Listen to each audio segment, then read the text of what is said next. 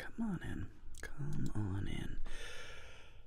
Welcome, welcome, welcome. Bring it in. Sorry I was late today. Hi, Diego, Connor, Kaka, Morino, Ola. Welcome, welcome, friends. Thanks, Megan. I appreciate you. Thank you. Thank you so much, Binky and Megan. Really appreciate you. Hey, Evans. Man, a lot is going on. Many things are happening. Good things are happening. No one's mad about the things happening. It's just a little bit stressful. In a good way. You know? It's just like, burn things are definitely happening. But other things too. So again, you know, Megan and I have a wedding to go to. Like right when we get back. Like, we have a very busy 3 weeks ahead of us. It's gonna be fun. Like, you know, I really have to be careful because it's like, it can sound almost like complaining, like, oh my god, I'm like so busy. Oh my god. And it's like, shut up, dude. You're going to Burning Man and then you're going to a wedding, which is great. However, there's still a lot to do. But let me tell you the fun thing. Okay, friends. Okay. I have not done this in many, many, many years. It's weird when I think about how long it's been. What I'm referring to is buying not even ultra high-end, medium high-end menswear. I love high-end menswear. It's weird how much I like it. It's so fun to... Hey, Kaka. Hey, Connor. It is so fun.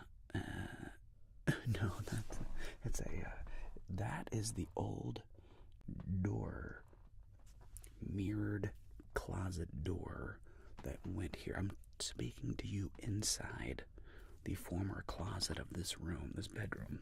So we took the doors off and tucked my desk and computer into the closet, giving me more space out here to play around with. All right, a theater kid liking high quality clothing. Listen, I haven't bought them in a long time, and when I look back, it's weird. It's weird when I think about, like, this is only the third suit that I've bought for myself. It's only the third suit that I bought for myself. The first suit that I bought for myself, it was back, this must have been 2006. It must have been 2006, and a friend of mine was getting married. Perfect occasion. So a friend of mine's getting married. Hi, Maya. Your friend Nazar? Ilya? Of course I can. Nazar, out there wherever you are, ASMR Jeremiah, wishing you the happiest of happy birthdays, my friend. Hope you're having a wonderful day, filled with friends and family and connection and love. And I hope you have a wonderful day. Happy birthday, Nazar. And, friends. Okay. Hey, Al. Like I said, I have not purchased a men's suit. No, I bought 3 in my life. Okay, like I said, the first one was for my friend Chris's wedding in Seattle. It was like 2007. I can't think if I actually owned a suit before that. I don't think I did. So in 2007, 2006, somewhere in there, I was 26 years old. Maybe I was 25, 26. I bought my first men's suit. I went to Nordstrom Rack.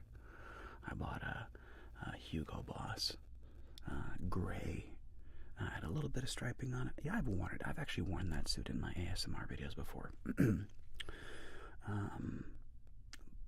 And I bought that, and that was the first suit that I ever bought. I wore it a lot. It was a good suit, not a lot. I don't work in like business. I don't wear suits that often. But it was a classic charcoal gray, good suit. Not great, good. You know, it's Hugo Boss, but it's like Nordstrom Rack. It's like a good suit. Okay, medium quality. Then the next suit that I bought. Why did I buy it? I bought it. Was it for my cousin's? My sister-in-law's wedding?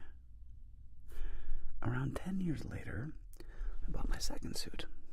This was a J. Crew suit. Classic navy. Just a classic 2-button navy suit. Okay? I looked great in it. Okay? I looked really good in it. Alright? And that was the suit that I wore for a lot of stuff. Like I bought that. I wore that suit. I must have bought this back in 2015, 2016.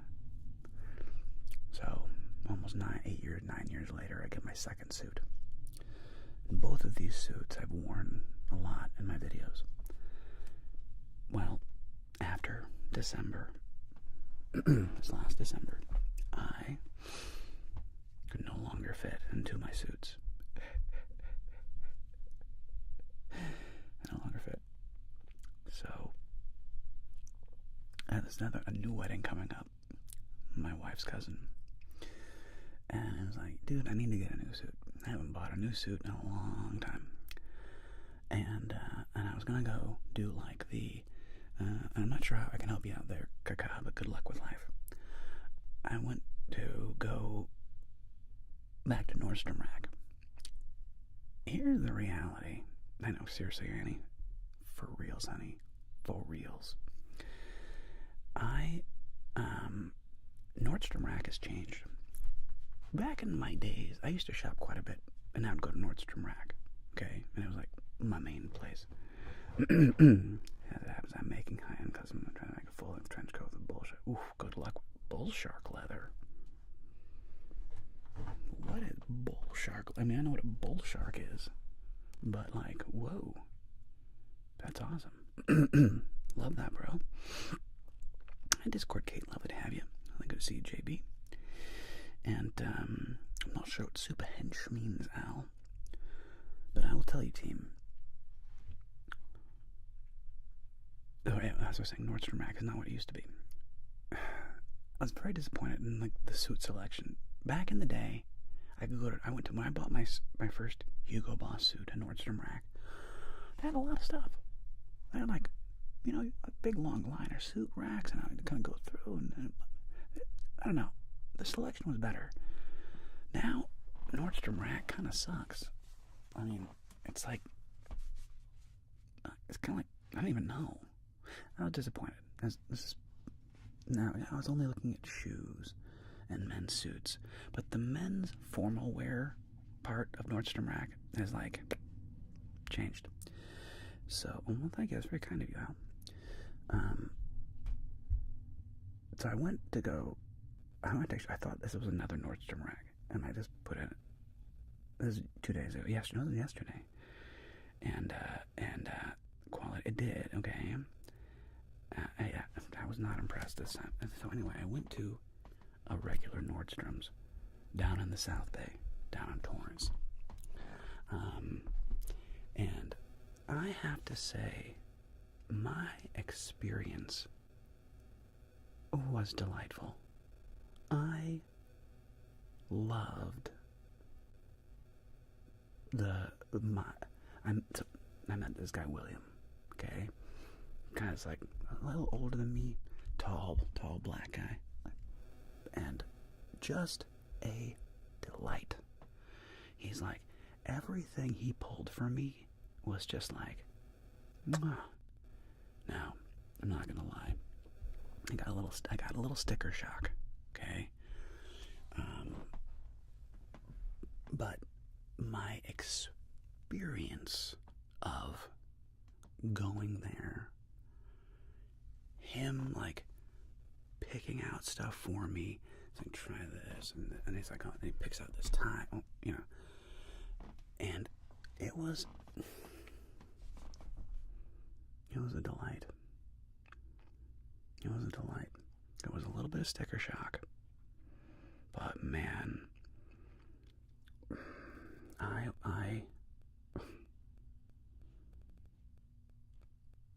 I'm very excited to show it off. I'm very excited to more like when I do like my tailoring videos, to be wearing like my new suit when I do my tailoring videos. Yeah, this is gonna be like voodoo. I did, Megan, I did, and voodoo. That's exactly what it is. Like, it was so weird. So then I went from going from Nordstrom's, and then I stopped at one more. So I went to 3 Nordstrom racks yesterday, 3 different ones, and every one I was just like, like compared to the real thing, it's not the same sport. It's not the same sport. And I don't think men need to have like a ton of suits. I think that most men should have one good suit that they look great in. Okay? I mean that. Men should have that. I've always had, like I said, I've always had one suit. My first was a Hugo Boss. I look good in it. It wasn't amazing, but I look good in it. My J. Crew suit. Nicer, honestly. It was a step up in quality. Cleaner. Fit a little more pop to it. And I had that suit for 7, 8, 9 years. Now I have a new one. And this one, oh, what is sticker shock? Sticker shock is like, it was more expensive than I was planning. I spent a bit more money than I was intending on spending. That's what sticker shock means. It means like, oh, I was going to go in to do something. I was planning on spending X amount and ended up spending Y amount. And I was like, but then it's also like, look, Jeremiah, look, you don't buy a lot of suits.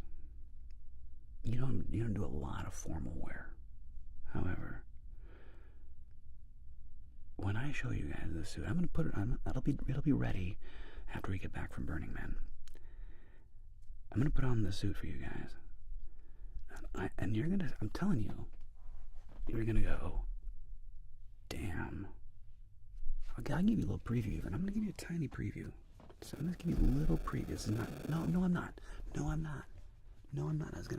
No, I can't give the preview because you need to see the real thing. You need to see the whole thing. I'll just tell you, it is a beautiful suit. What's the brand? The brand it's a Montreal designer. His name is so I'm getting I got a Jack Victor. And you can kind of see here, I'll give a little tease. You can kind of see the material. And, you can kind of see the material. We get a little bit of a hint of like what the material looks like. Just that little bit, just that little hint. That little hint.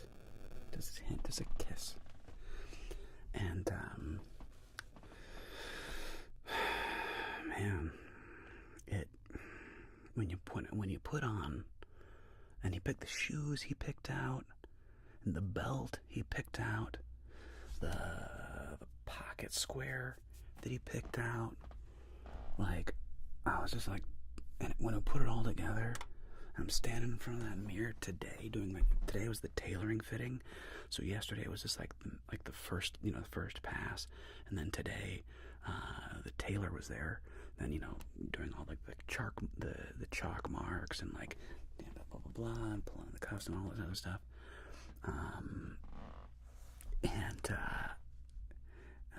feedback on the right side. There shouldn't be. Oh, hang on a second. Somebody was saying to me. Do you guys? So I'm not getting staticky feedback, but you're getting staticky feedback. Anybody else getting staticky feedback? I'm trying to. Okay, it should be gone. Should be. Oh, that's funny when I held my phone close. Weird.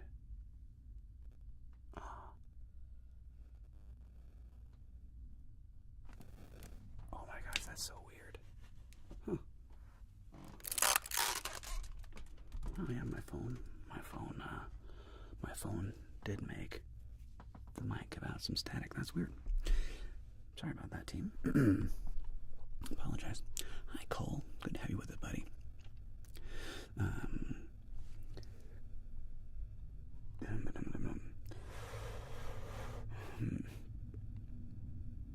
Good and oven. Luxter. Anyway, neat. What do you say there, Voodoo? And is he North of the King? Yeah, but man, my point is, sticker shock is a killer. I remember when I wanted to get a trench coat. I put it on, and it was like this custom tailored. I mean, it was plank and it was perfect. But a sticker. Oh, there you go. I know, dude. Exactly. I'm telling you, Voodoo, dude, bro, this thing is gonna look phenomenal. Yeah. Anyway, weird. Sorry about the static. And thank you, Jack. Much appreciated, man. Close dish M217. The sound of wireless communication. But yeah, it just, it really makes me smile. There's something so nice about going into a store and having somebody, sup, Smenga, and having somebody, it's kind of like be your shopper for you. Like, I've never had that. I've always been Captain Bargain Basement. I've always been, you know, Ross, Dress for Less, Nordstrom Rack. That's how I've, done my life forever. And this is the first time that I wasn't even planning on it. I was really planning on just getting another suit of Nordstrom Rack. But I'm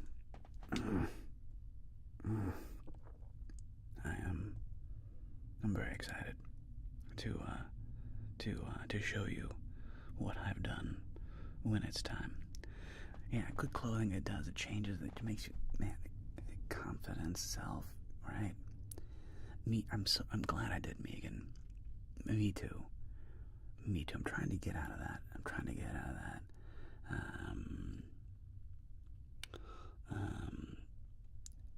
out of that mindset that has been my whole life of just go for the bargain, go for the deal, these two shirts, they're basically the same, right? One's the $15 one, one's the $60 one, and they're basically the same shirt, right? I'll get the cheaper one. And I've always gotten the cheaper one. And I was just this time I was like, no, I'm doing it. I'm getting it. So anyway, I'm looking forward to showing it to you. Ooh, what's Stitch Fix? Order every 3 months. Ooh, nice. And everything is good. Like I said, I just feel a lot of overwhelm is the wrong word. There is just I'm working on it, Megan. I'm trying to create this new mindset. Because it brought a smile to my face, man. And I hate shopping. I just guess I hate it. the old kind of shopping. And like, yeah, you know, it's a lot more expensive going to Nordstrom and doing, it's a lot more, I'm not going to pretend, but my experience is so much better. Like, my experience is, I'm left feeling like, taken care of, feeling good, knowing that, like, when I put this suit on, like, I just look great. It is just a beautiful, beautiful suit, you know? I wanted to get two of them. I was debating between these two colors, and I liked them both. But I had already had like a navy suit. So I wanted to get a different color other than navy. And this one, boy, you'll see. I'm excited to show it to you. And it really just did put a smile on my face, man.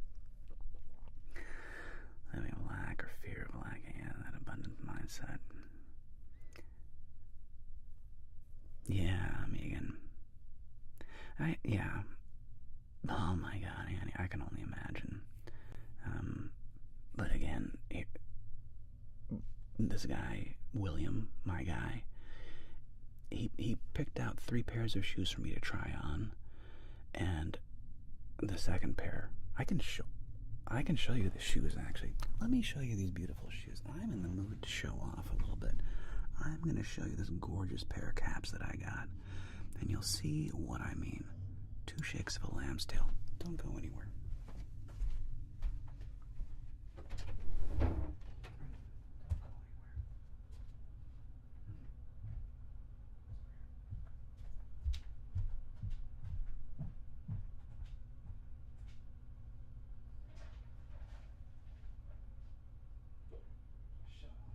Show off my shoes.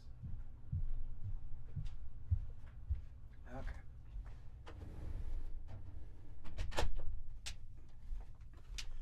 And again, that probably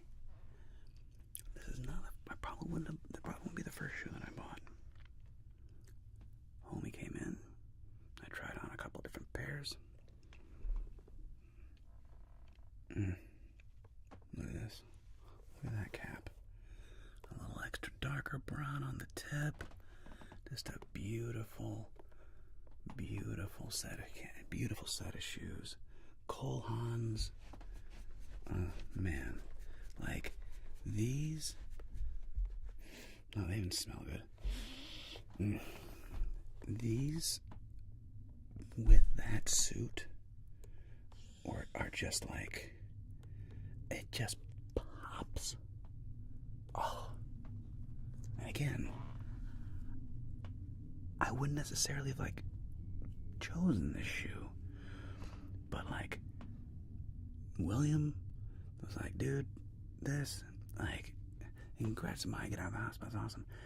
He was like, here, try these and these, and it was just like, let me go for it. I will say one thing. The first suit that I tried on was a canali. That I did like the way that suit hung. Although, I don't know though. I love the texture of the suit that I'm getting. I bought it. I love the texture of it. It's got a little bit, it's not just smooth. It's got a little depth to it, a little character, you know? It's not so like classic, like businessman. It's more playful. It's got a little more of like my personality in it, you know? And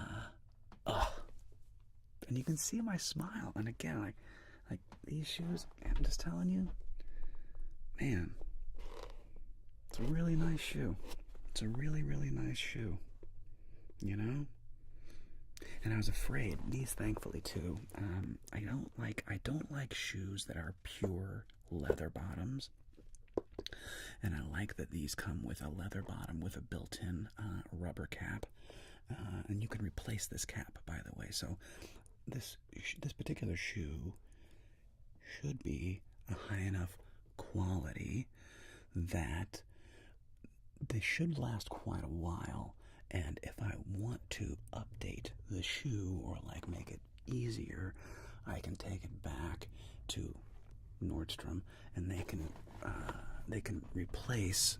I think they should be able to replace the rubber, so that then you can just extend the life of your shoe. But yeah, it feels good, man. It feels good. I just love looking good. It's fun to look clean. It's fun to look very clean. Big fan. Big fan. So yeah, so I have been running around with a chicken with my head cut off. I've been to so many stores. Dude, yesterday I went to Nordstrom Rack.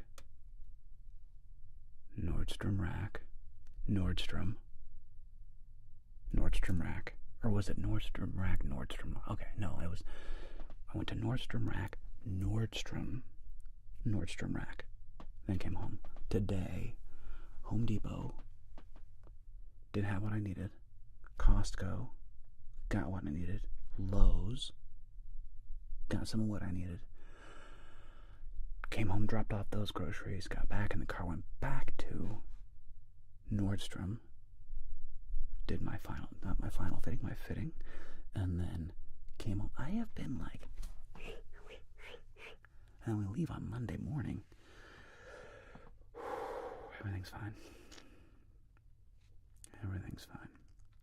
It's all gonna work out great. Everything's great. Thanks, Brady. Much appreciated, man. Fist bump, bro. How you doing, Brady? I'm well. Thank you very much. I hope you're doing really good, man. Like I said, I have the experience of being a little bit stressed. So it's kind of present for me, but not too much. Hey, Evasion, but not too much stress. I'm not like. Again, these are all positive things. You know what I mean? And I think you guys are gonna love tomorrow's video. Yeah. So I have 2 videos filmed so far, and I don't know if I'm gonna get any more done. I might get some more done tomorrow. Another one. I don't know. We'll see. But I have 2 bangers coming. Tomorrow's video is gonna be the Joker experiments on you, and I think you're gonna like it. So I have the Joker experiments on you as tomorrow's video for those that are into that kind of vibe. And then I have upcoming. What else? Edna Mode is your wedding planner. That's coming up too. And then I have another. The Joker is your tailor. And I wanted to intersplit those with like a meditation video or something. I don't know if I'm gonna get it done in time or not. So it may kind of bounce back and forth like Edna Joker. So I don't know. I'm afraid of my channels kind of being overtaken with Edna and the Joker, but on the other hand, whatever. They're also really fun characters to play. So yeah, I think all 3 of the upcoming videos, tomorrow's video, next Tuesday's, and next Friday's video, they're all gonna be very fun, and I hope you all really enjoy them. So I got that done. And doing a chiropractor, I thought I could jack. It's the thing that's tricky about doing a chiropractor video is the sounds. I mean, yeah, it'd be like getting the sounds to be. Maybe I could. Megan, darling, will you do me a favor? like, could you throw chiropractor into the mix? Let me think about, let me noodle about doing a chiropractor video. Let me noodle about how I can make those sounds and like the right vibe. Let me see what I can do. Thanks, Keith. I love talking about AI too. ZDS, hola. Thank you, Megan. James Bond, espionage in my new suit. Voodoo? It's very possible, my friend. It actually would be a very. It's got that kind of classic. This suit has kind of like a classic 1960s vibe to it, so I could play like a classic Bond, James Bond, Sean Connery kind of vibe. I'm going to 007 James Bond. We'll see. I'm definitely going to use that suit. That's hilarious, Voodoo. No, different Megan. There's Megan. Megan is my wife. Megan is just my mod friend. Like, Megan is a friend and my mod, not my wife. Megan.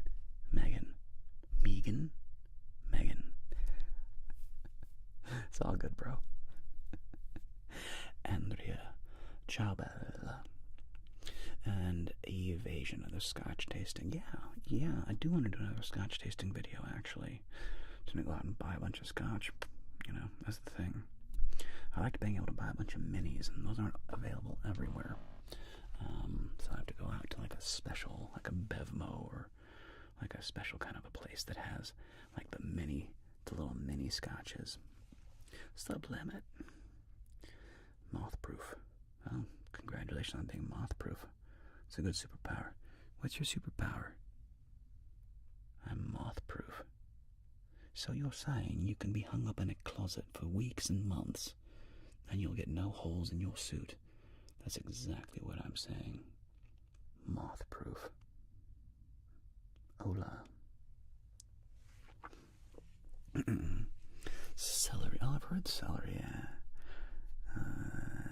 Some celery. I've heard that celery is often used in sound production on the back end.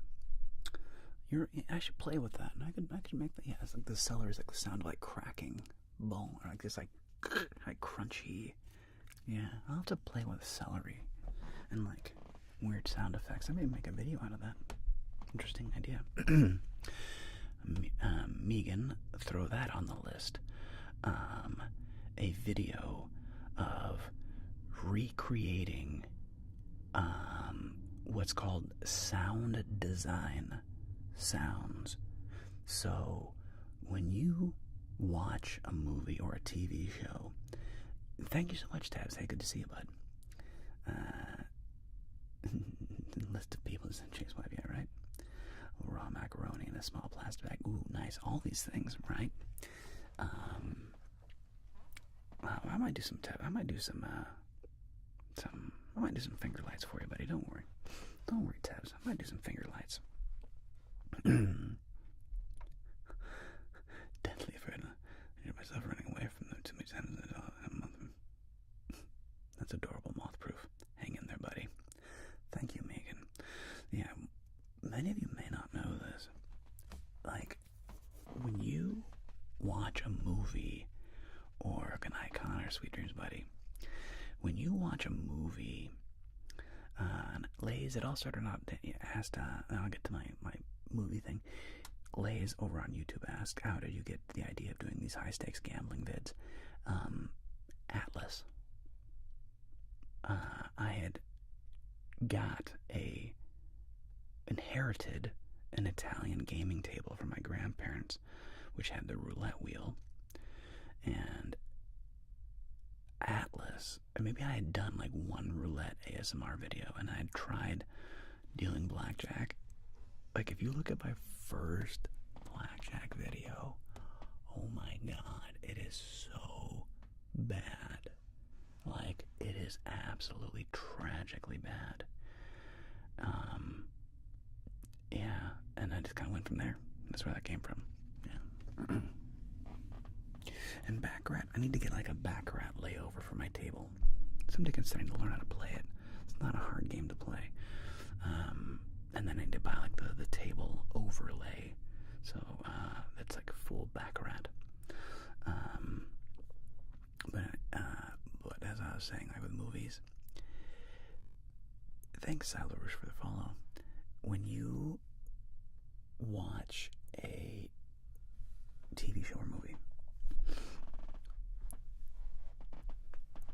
I bet 70 to 80% of the dialogue you see and are hearing is called ADR. I forget what it stands for. ADR, audio development recording or something. Okay. When you're watching a movie, especially, all the dialogue is super crisp and stuff. The vast majority of that sound is created after the movie is filmed. The actors go back into a studio in front of mics, in front of very good mics, okay, and they're watching the movie. They're watching the movie in front of you, and they're recreating their dialogue, okay, to that. All right, so they're dubbing their own dialogue, because usually the sound is like muddy. There's like too much other crap happening in the background, you know, unless you're in a studio where you can really control everything. If you're in any kind of outdoor scene, any kind of walking down the street scene, any kind of like you're in a cafe scene where it's not like in a studio in Hollywood, all that work, all that dialogue is put in post. It's wild. And as somebody Luxter points out on YouTube, the recreation of sounds is called Foley.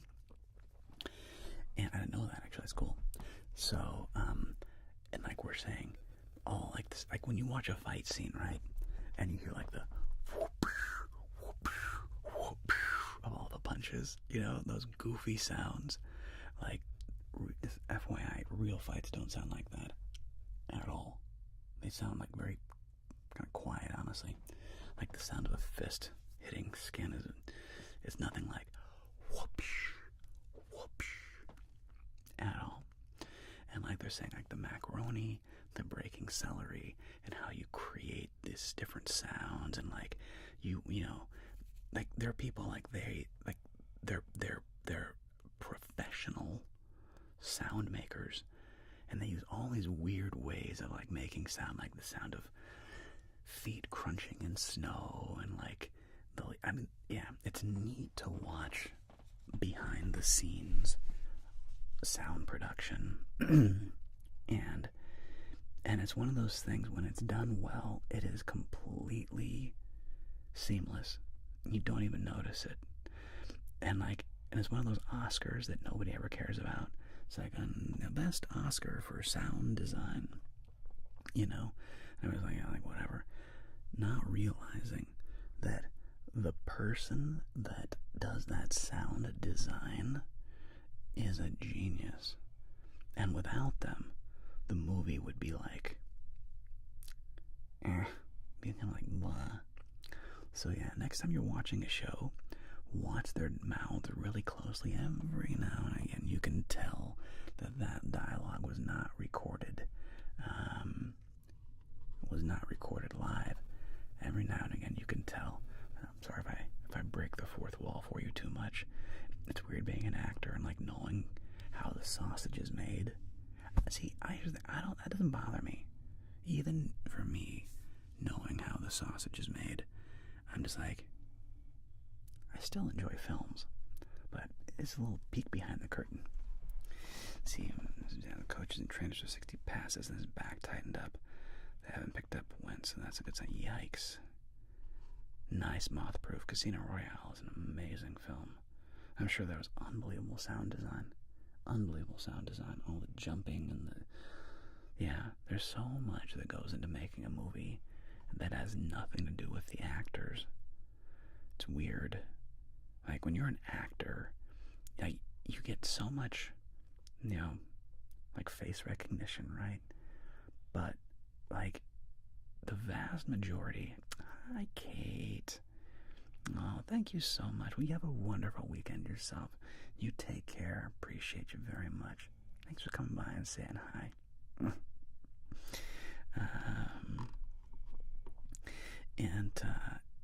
Yeah, like, it's just amazing what it takes to make a great movie.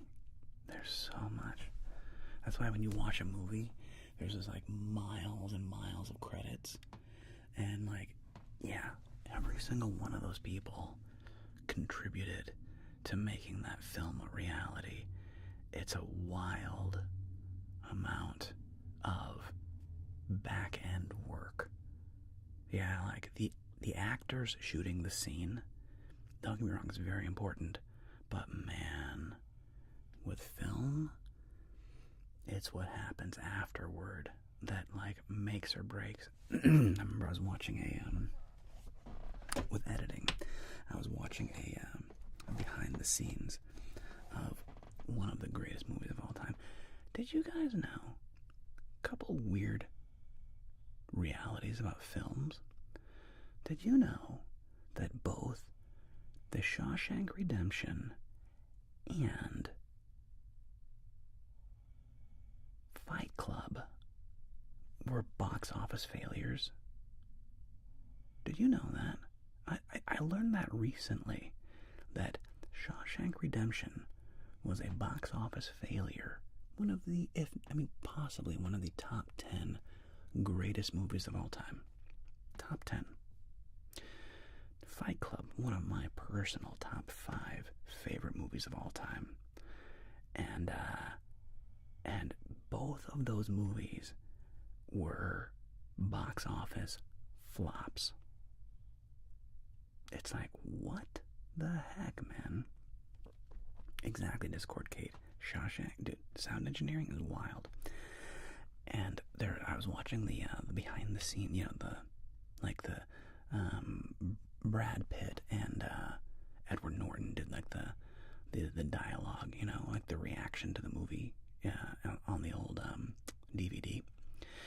And I think Fincher was on it too. I think it was Brad Pitt and Fincher. Maybe I think Edward Norton was there too. I think it was Brad Pitt. Excuse me. It was Brad Pitt, Edward Norton, and Fincher. I think all three did the behind the scenes dialogue for Fight Club.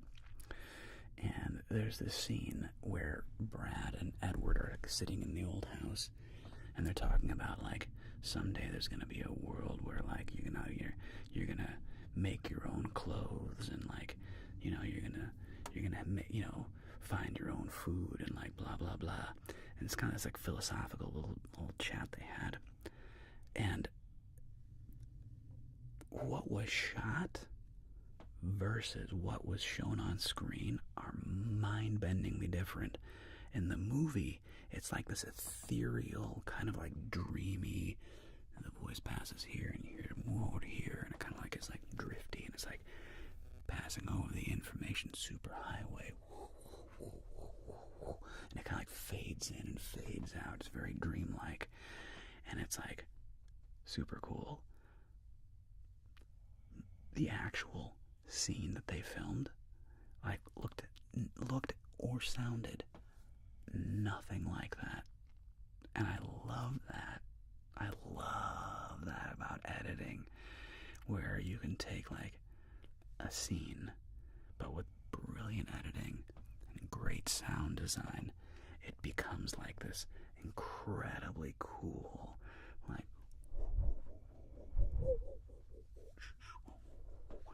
the information superhighway, people making their own clothes, blah blah blah blah blah. This is really cool. I love that kind of stuff. Hey, Brandon.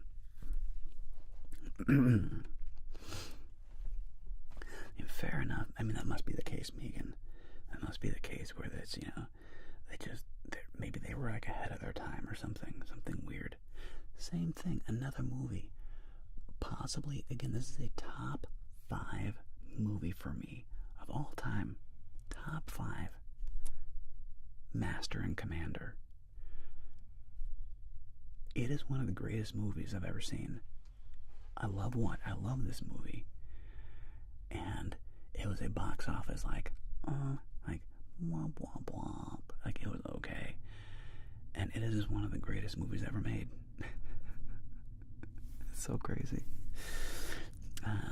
Gentasy. Hi, Gentasy. There was one movie that you could be an actor in. What movie would that be? It can be a real movie or from your own imagination. No one got it, though. I know. Well, apparently it came out at the same time as Pirates of the Caribbean.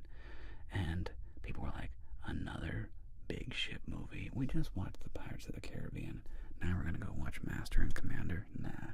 So they skipped Master and Commander. Oops. Thanks, Pirates. Although, in fairness, the first Pirates of the Caribbean is an amazing movie. I actually love the first Pirates of the Caribbean. The other ones suck. But the first one, I love the first Pirates. It's a bummer that, but see, Master and Commander is like huge now, especially amongst like men my age. We're all like obsessed with it. But yeah, if you haven't seen it, do yourself a favor. Watch Master and Commander. But what movie, the movie, I've said this before, but it's worth replying, re-saying. When I was a young man, right when I was like getting into being an actor, 15, 16 years old, great soundtrack, Kate, one of the best. The movie that I was the most inspired by was Dead Poet Society. And I remember feeling like, dude, if I could make or be like in a movie like Dead Poet Society, and any of the characters, man, Robert Sean Leonard's character, obviously Robin Williams' character, Ethan Hawke's character, like I was obsessed with this movie when I was a kid. And probably that one. The other one, a little later, I was thinking, man, dude, as an actor, I had him, would have been to be in Band of Brothers. Band of Brothers is, I think, the greatest World War II series ever created. Again, Steven Spielberg, Tom Hanks, executive producers. They, just like for the movie Saving Private Ryan, so Band of Brothers came out a little bit later than Saving Private Ryan. And I'm so glad that it did. Because it came out, I think it was the early 2000s. Late 90s, early 2000s. And the beauty of that was that a lot of those guys from World War II, including Captain Winters himself, were still alive. And they interviewed these guys. You know, I think Shifty Powell got interviewed. Malarkey got interviewed. Joe Toy got interviewed. I think Toy got interviewed. Garnier got interviewed. Like, all these people that were there, they got on tape. And I'm pretty sure all of them have passed now. Okay? And to make that series, they sent those actors to basic training. They did like 2 weeks of basic training to like get in the mindset of being a soldier, building that teamwork, kind of having to suffer and kind of go through a little, not the full thing, but at least a taste of what it was to be a soldier. And what I loved so much about Band of Brothers, September 2001, oh my God, it's just masterpiece. Like, when that came out, I mean, it was just, whoa. What's crazy is I read the book by, he was great, O.G. Kush. But, dude, David Schwimmer you hated him as Captain Sobel. Like, he did that character so perfectly. And you hated Captain Sobel. And that was beautiful. I mean, the casting. Oh, my God. And the medic. Oh, my God. It is one of the greatest things. And compared to, what's the one that just came out based on the B-17s? Masters of the Air. It's on Apple TV. featuring, what's his name, the new pretty guy with the big lips. What's his name? Played Elvis. Austin Butler. I think it was called Masters of the Air. I liked Masters of the Air. I enjoyed it. I would definitely recommend watching it. But it was too shiny. Especially like the first 2 or 3 episodes. The characters are too pretty. They're too shiny and sparkly. It's too Hollywood looking. I just didn't buy it. Whereas in Band of Brothers, I believed those characters from the first episode, Currahee, all the way through, Market Garden, all the way to the Eagle's Nest. I believed that those men could have been those men. I believed it. Whereas in Masters of the Air, especially, it got better as it went on. But in the first 2 or 3 episodes, the people, they're just too shiny. It was too Hollywood. They're just too pretty, Not enough grit, man. Yeah, dude, not enough grit. So, I still recommend it. But yeah, Band of Brothers. You gotta keep going, Megan. I almost quit too, because I was like, this is what? Come on. Push through. Once you get to episode 3, it becomes way less shiny. And then it's much more like actually being in the B-17s, actually being in, it gets better. But I feel you. That first episode, I was like, this is no Band of Brothers. This is embarrassing. This is no Band of Brothers. Keep going. It gets better. It's never a Band of Brothers. But I almost quit on the first episode too. I feel you. And I was like, really? But yeah, just give it a little more. See, Mothproof, I've got many of the books they each wrote. Major Winters, Joe and Bill Garnier and Joe Toy. Incredible books. My grandfather fought in D-Day. Wow, that's amazing, Mothproof. I have not read their books. I did read Ambrose's book, Stephen Ambrose, the book Band of Brothers. What's unbelievable about the series is when you read the book, the series is they nail it. It is. They captured it perfectly, just beautifully. It was incredible. It is one of the most accurate. It's almost like they used the book as a script, which they did, but they just didn't change much. They didn't Hollywood it up. They're like, no. Tom Hanks and Steven Spielberg were like, no, we want this to be real, and it showed. Yeah, just absolutely amazing. Quasar Blade. Thank you, fist bump. Appreciate that, Quasar Blade. Thank you so much, man. Let's see, Sean Kenny asks, thought I'd let you know I bought a Blackjack set. Nice, my friend. How can you tell if a person is counting cards? Just curious. Well, I've read the classic Ambrose Bierce, the one that everybody reads, Oakmont Bridge. What's the book? What's the story that everybody reads? Something happened at Oakmont Bridge, and there's a story of the guy getting hanged. I don't want to ruin it if you haven't read it. But that's the only Ambrose Bierce that I've read. Everybody's read that one. And here's how an occurrence at Owl Creek Bridge. There you go. I've read that, but I haven't read anything else. Great story. Great short story, though. Great short story. So let me ask. So a couple questions. One question is about how do you tell if somebody's counting cards, and then Zach says, do I play any other card games other than Blackjack?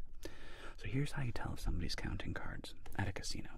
The reason you count cards, and if the deck is, +1, +2, +5, -1, -3, -4, okay, what you're doing is you're adjusting your betting based on the count. So when a bunch of little cards come out, 2, 3, 4, 5, and 6, the count of the deck goes up. There's a little card. When you see a lot, every time a little card, 2, 3, 4, 5, or 6 comes out, the count of the deck goes up. And every time you see a 10, Jack, Queen, King, Ace, the count of the deck goes down 1.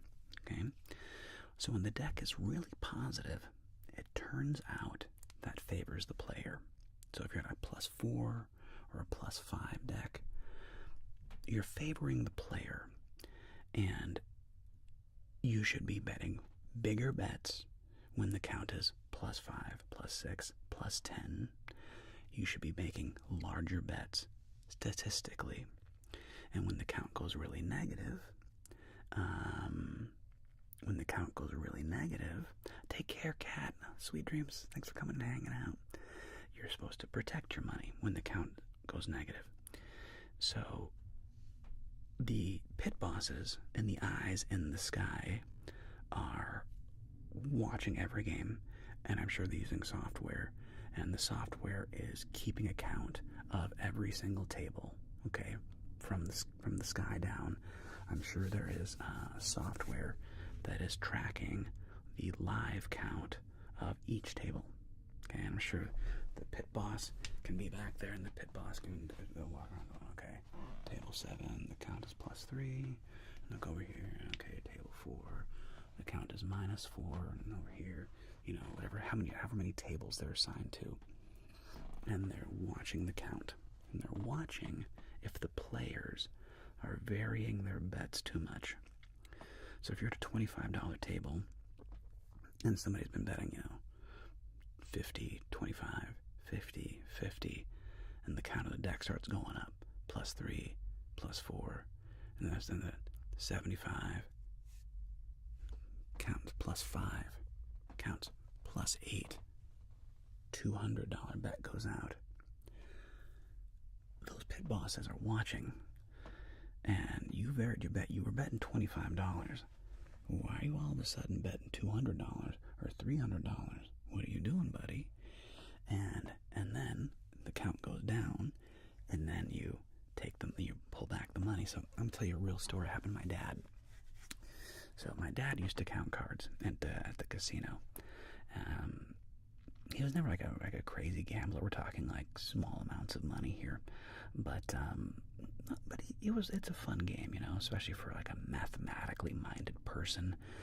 It's fun to play blackjack because you're doing all the counting, you know. And my dad could count he got very good at counting cards. He got pretty natural at it. And he was at this table, and the count went like really high. It was like a +6 or a +7, and my dad did exactly that. He pushed his money in. He put in like a big bet, like a $200 bet, which was like a big bet compared to like the $10 bets he was doing, right? And the dealer turned around and was just like, you know, to the pit boss, and was like that. And the pit boss said, "Shuffle." So they collect all the cards in between hands, and they reshuffle the deck, bringing the count back to neutral. So it was like +7 or +8, and my dad put this big bet out there. The dealer signals to the pit boss, all little eyes over here, and the pit boss signals for a reshuffle. So now the count is 0. And if my dad had pulled back his chips, they would have 100% been like, "Excuse me, sir, you are clearly counting cards, and we would like to politely ask you to leave." Okay, that's what they'll say.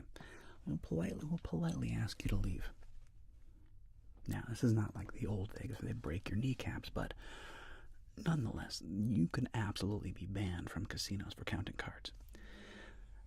But my dad knew what was going on. He just left the $200 out there. He's like, okay, well, I'm just betting $200, whatever. And the next hand was a blackjack. Oh, slap casino. And I think he took his money and walked. I hope he did.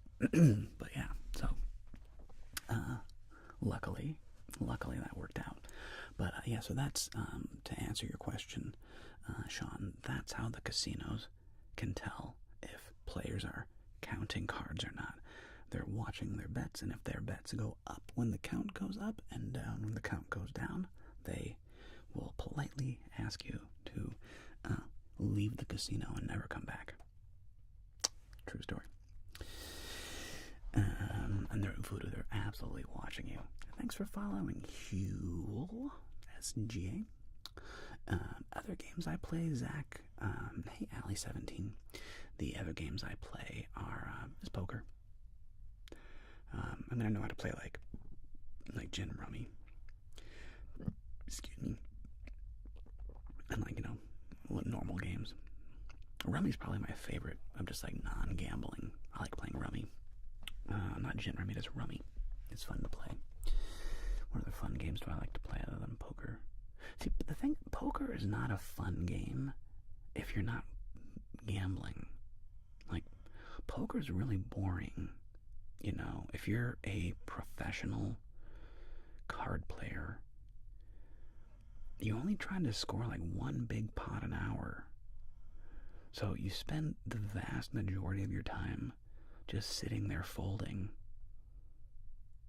Fold, you know? It's like, yeah, you'll just spend a vast majority of your time folding. And it's just not that fun. Like, I've done like a 2-hour session or a 3-hour session at the Bellagio, which is nothing. Okay? Like, a real session of poker is like 36 hours. Like, I'm not even kidding you. Like, at minimum 12 hours. Like, 12 to 24 hours is like a session of poker, okay?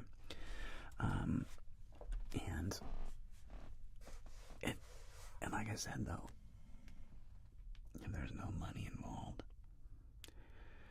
it's kind of a boring game, you know? How do you play poker? Well, there's too many. Oh my. Oh, I'm so sorry, Jack. Let me try to keep you distracted. That's terrible. I'm sorry, my friend. Hang in there. I'm sure your grandfather knew that he loved you and you loved him back, and there's no easy way. It's just sad. So hang in there, my friend. Respect. I'll give you a hug. Come here, buddy. Give you a hug, bro. Come here. It's gonna be okay. It's gonna be okay. And it sucks. And it's gonna be okay. And it sucks. And it's gonna be okay.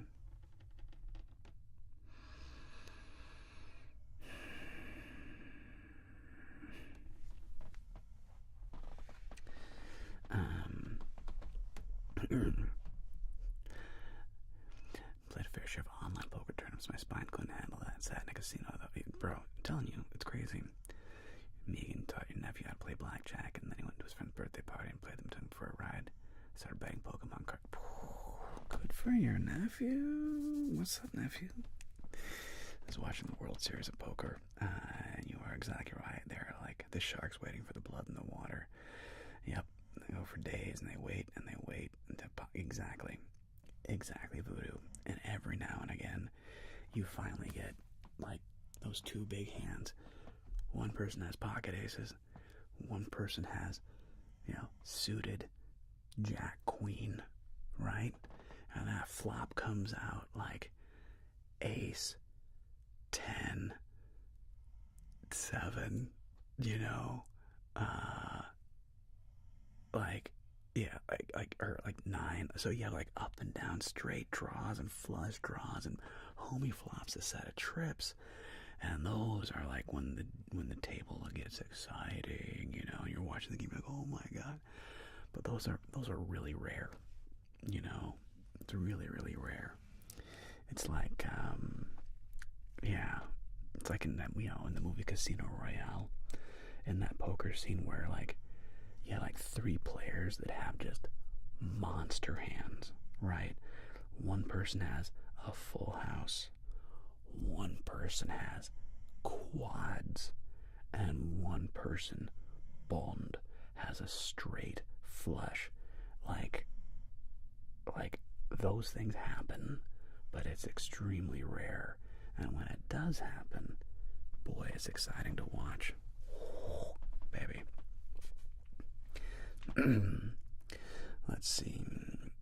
Exactly, Sean. The best part about blackjack is you're only going up as a dealer. Exactly. And it's only 50-50 if you play perfect basic strategy. Even then, it's actually 49.5 to 50.5. So the house has like a 1 or 2% odd edge over you. So it's never 50-50, ironically. Unless you're counting, then it changes. No, Zachary's on. No. The casinos can do what they want.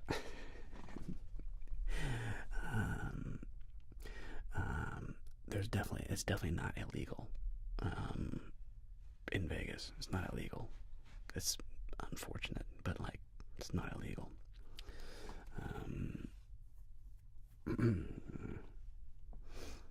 Have recorded playing blackjack, not live, not an actual casino, and gotten multiple blackjacks. I don't think I've gotten back-to-backs at a casino. Maybe? I don't gamble. That's the thing. I'm not a gambler. Like, good for your nephew. That's hilarious. Good.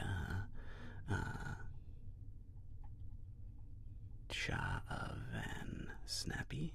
Chow Fan Snappy. I'm good. Thank you very much. I already answered that one. The OG Scherzer, though. I don't know anything about these hands. I love Phil Hellmuth Voodoo. Cards and lock. Dude, look, I love Phil Hellmuth and Negreanu. I love those two guys together. They're fun to watch. I love how like Negreanu is always busting Phil Hellmuth's balls. Negreanu's always is like busting his balls. I love it. And look, I think I have to agree with Negreanu as well. Like the greatest poker. I think the greatest current poker player is Phil Ivey. And I forget Negreanu's way. The way he judged that was like Phil Hellmuth has the most World Series of Poker bracelets, I think. Because there's all these different events. There's like the main one, which is $30,000 buy-in, no limit Texas Hold'em. That's like the main event. But then you have like 15 other little satellite events. You got High-Low and Omaha and all these other like weird rules of poker. So Hellmuth has won like more World Series of Poker bracelets than anybody else. But Phil Ivey has won more high stakes cash games. So like real $1 million buy-ins, like real $100,000 buy-ins, $500,000 buy-in kind of games. And from what I understand, this is according to Negreanu, is that I think he said Phil Ivey is like the main man. Like he is the man when it comes to poker. And he guy's like a multi-millionaire, and he is just a professional gambler, and he is a multi-millionaire. So yeah. And Ozzy and Buddha. Look, Phil Hellmuth is a great player. There's no doubting Phil Hellmuth. He's got a bit of an ego about him. He's cute. He's cute to watch. He's kind of prissy. Like Phil Hellmuth is kind of like a whiny baby. Like he's kind of like this, like kind of whiny, like chip on his shoulder. But he's fun to watch, man. Yeah, Ivy is phenomenal. But I like Negreanu the best too. Daniel is like somewhere in the middle, and Phil Ivey is just too. Phil Ivey is just too stoic. Like Phil Ivey just has like dead eyes. You know what I mean? Like the whole time this is Phil Ivey when he's ecstatic. Phil Ivey when he's depressed. Phil Ivey when he won $1 million. Phil Ivey when his mom died. Like, the man has no expression, which is perfect for poker, but it's not very fun to watch. Whereas, like, Negreanu, he's always playing, and he's, like, making jokes at the table, you know, and, like, ripping people. And then, in the crazy, hi, Glenn, from Dublin. And what's great about Negreanu is, you know, again, watching his folds. I have watched Negreanu lay down monster hands, and he called it. Like, the amount of times Negreanu calls the other player's cards blind, he's done it more times than I've ever seen anybody else do it. I mean, it's creepy how good Negreanu is at figuring out what you have. It's like, it's just, and he talks it out, so it's fun. Like, you see how his brain works, and he's like, did you have Jack 8? I think they have Jack 8. And it's like, the person's like, flips over Jack 8. You're like, how did you figure out that was Jack 8? What? How? What? And he does it a lot. Like, if it was like one time, okay, oh, you guessed Jack 8. Good for you, buddy. He does it all the time. Like, it's not uncommon to watch Negreanu, like, call hands blind. It's amazing to watch. Yeah, and Phil Hellmuth is super bratty. Contestant on Jeopardy gambler? Unsure, Annie. Oh, nice, Megan. Our quarterback, Matthew Stafford's going to work out on Saturday. Fingers crossed he's healthy for the season. I do not trust Jimmy G or Carson Wentz. No frown lines. He does have very good skin. I think he looks very young for his age, so there you go.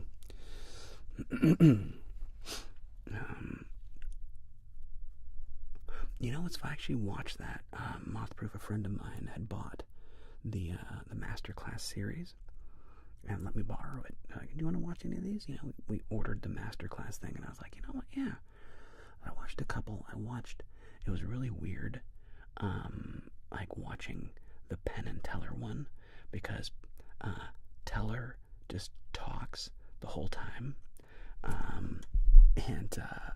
Wait, what is this?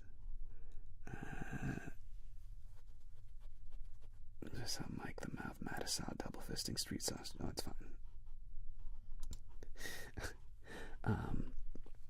OG Kush Wizard, that's hilarious. Mike Matisau is another professional poker player. Bit whiny as well. Not as fun as the other three I just mentioned, but a professional card player nonetheless. Devontae Fields catch for Jimmy G again. Bro. Yeah, we'll see what happens, Megan. This is wild. Because in the first place of many games was a gambler. Yeah, right. Oh yeah, I was watching the Masterclass. So, it was so weird watching the Penn and Teller one, because, like, Teller just talks the whole time, and it's jarring to, like, just have Teller just talk like a normal person, you know, because their whole shtick is that Teller never speaks, you know. And so, anyways, that was actually pretty fun to watch. And then I watched some of Negreanu. The problem with Negreanu's poker masterclass is that the reality is that to be a world-class poker player, you have to be a bit of a math savant. You have to be able to calculate odds on the fly of very complicated scenarios, and based on many factors, based on your position, how they're behaving, you know, there's so much that goes into calculating odds live at the poker table. And oh, interesting, Manny. Never heard of James Holtzhauer. Never heard of him. But like Negreanu, Helmuth, Ivy, they all have kind of like a Rain Man kind of ability to read and calculate the odds on the fly. It's really impressive. And so when he was doing, Negreanu did his Masterclass, like he just started to like break down like all these different, oh, Jeopardy, nice. He was just breaking down, like he's showing like his charts of like how he breaks down the math, and it was just like, oh my God, like it was complicated. Like it was kind of boring to me because I'm not like really following, and I'm not going like, do I really care about poker this much? Do I like? And no, I don't. And it's just like, dude, to be a really world-class poker player, like he's thinking about this, and it just makes me realize, like, you know, a professional poker player is like playing chess compared to my tic-tac-toe. You know what I mean? It's like what Phil Ivey and Helmuth and Negreanu, what these guys are doing in like real time is chess compared to when I play poker and I'm playing like at best amateur checkers. Maybe tic-tac-toe is too pejorative, although maybe not. Maybe it literally is like that big of a gap where it's just like, I'm like, I put X's and O's on things, and they're like, well, the odds of a split pot going this way is 20-40 over here, but oh, that came out on the river, which means I have a 16% chance of catching this card by the turn. Like, you know, like I'm over here like, I like putting X's and O's. Poker's fun. Good job, Jeremiah. I'm just saying, I'm not a professional con player for this reason. That's the only time I do math. New player to join the game. It's very interesting. Math geniuses or whatever. Listen, Moth Proof, it could be all three, right? I mean, yeah. But I think, like, basically, like, you know, with poker, all of the new great players are all probably kind of like that, though. They're all probably like more like Phil Ivey, you know? Maybe a little on the spectrum, you know? But just like hyper focused on the math and like not the personalities. Like that's why Negreanu's so fun, because he's chatty, you know? And he's like throwing out jokes and while he's doing all this stuff in real time. Whereas a lot of the new poker kids are kind of geniuses, and they probably are like memorizing all the stuff and like doing all the odds and stuff, but they're kind of like more like poker machines who just sit there and just like play perfect strategy, you know, like this, and then just like a machine that just plays perfect strategy. And this is not that exciting to watch, you know. It's more fun when there's like more like, hey, you know, a little more jesting. Anyway. And yeah, I'll be doing chess again in the fall, 100%. I'll start up doing chess. I'll start teaching again in October. And let's see. Zach, what type of table and set do you use for blackjack? Might look into tutorials enough to start dealing it. Yeah, Zach, I just bought a table on Amazon. It was a couple $100, $150. It wasn't even that expensive. It was like, maybe it was $200, I forget. But it's just a folding table on Amazon. Anybody can get it. The only problem, which is really frustrating, is that it says dealer must hit until getting 17. Dealer must stand on all 17s. And that is just, nobody does that anymore. Like, no casino does that. All casinos hit a soft 17. And every time I do a blackjack video and I get a soft 17 and I hit, somebody in the comments every time, and it's okay, whatever, it's fine, all comments are good comments, but every single time somebody's like, minute 542, table says dealer must stand on all 17s, and he clearly hit a soft 17, rigged, this game is stupid. And it's just like, I know what it says on my table, buddy. You can't buy a table that doesn't say that on it. I don't know why. It's just not being sold. I know what it says. Just trust me when I tell you that all casinos hit a soft 17. Every single one. So I'm just trying to make it realistic. But it is also true that maybe it's a good thing. Maybe it's a good thing because, again, every comment, every interaction boosts me in the algorithm. So every time somebody's like, your table doesn't say this, you do this, it's like, great. Yep. You're right, buddy. You're right. I'm an idiot. I can't read. You're smarter than I am. What an idiot I am. Can't even read my own table. That Jeremiah, what a moron. Every time that happens, it's good for me, so whatever. Keep those comments coming. Exactly.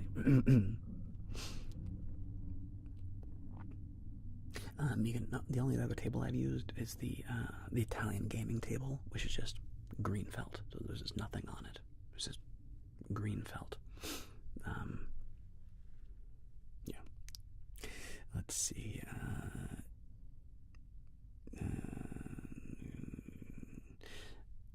Sean asked a funny chess question. Is the strategy for chess the best? First of all, there's no best strategy. A guideline for piece development is center pawns before knights, knights before bishops, bishops before castling, center pawns before knights, knights before bishops, bishops before castling. Now, does that mean you're going to win? No. It is a guideline. It is a gist of, like, how to play chess. Chess is one of those games that you can begin your study and it will take over your life. I'm telling you. Yeah, so good luck with your chess. Go watch some amazing videos. Go watch some Gotham chess. Eric Rosen, Eric Hansen, Gotham chess, Chess Bra. I don't necessarily recommend watching Magnus Carlsen or Hikaru Nakamura because they just go too fast when they're analyzing the game. Like when I watch Hikaru Nakamura videos, he does his analysis so quickly, and he's like, yeah, well, I couldn't go here, here, here, here, and you're just like drawing error, and I'm like going, what? And then he'll like just like not make a move or like skip over a move, and I'm going like, why didn't he even look at that move? Because in his mind, like, oh, that's a terrible move. I'm not going to bother looking at that. I'm like, why didn't you? I don't know why that was a bad move. But he's just like, boom, boom, boom. So I have a hard time. I have to pause the video frequently when I'm watching a Hikaru video, because he's just, the speed at which he's seeing the game is just so much faster than me. And I have to be like, pause. What's going on this chessboard? Why didn't he? Oh, because that. Oh. And then next move, I was like, pause. Okay, what would he do? What would Hikaru do? And try to guess the move, and I never get it. Almost, I never. Anyway, good luck with your chess.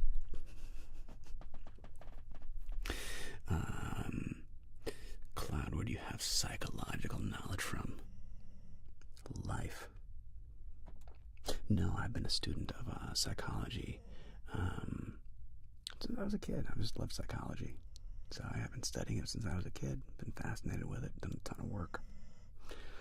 There you go. There's a deep fascination for psychology, human behavioral, especially like I'm a big fan of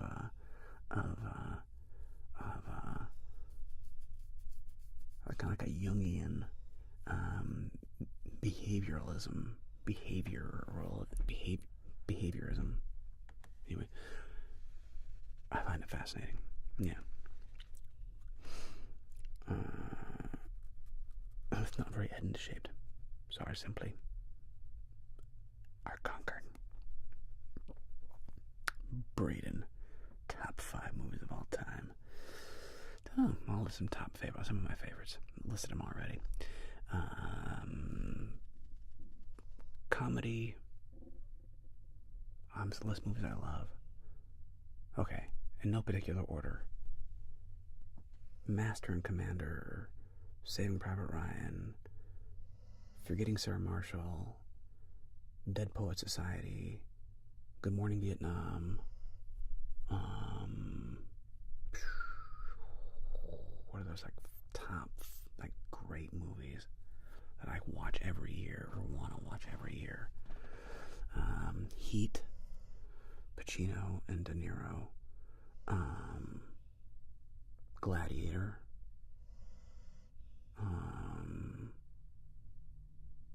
Apocalypse Now. A lot of war movies. I'm into a lot of war movies. I like a lot of classic, gritty war movies. What other great movies? I go, oh yeah, this movie comes on, I watch it. Shawshank Redemption.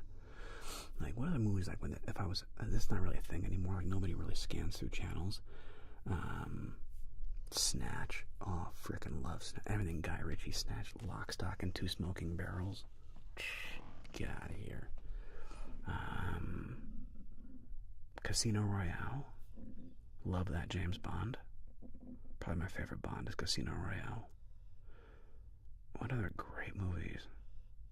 They're just like, if they're on, I would stop scrolling and watch.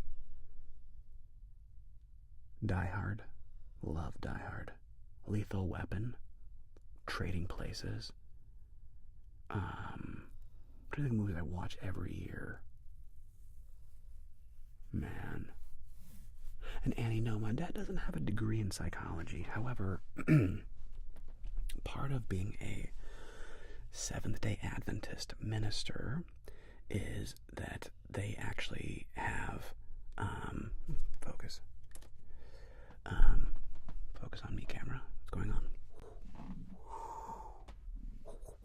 There we go.